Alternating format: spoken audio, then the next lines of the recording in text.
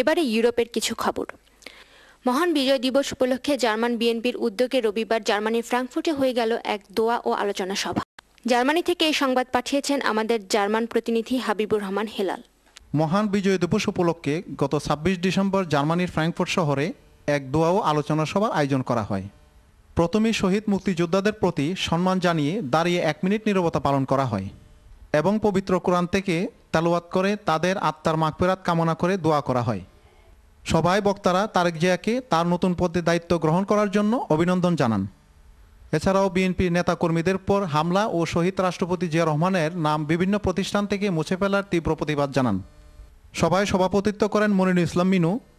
মোহাম্মদ আওলাদ হোসেনের পরিচালনায় আরও বক্তব্য রাখেন মুজাম্মেল হক, ফয়সাল আহমেদ, রানা, জাহিদ হোসেন, ফারুক আলম, আমজাদ হোসেন, লিটন ও জাহাঙ্গীর আলম।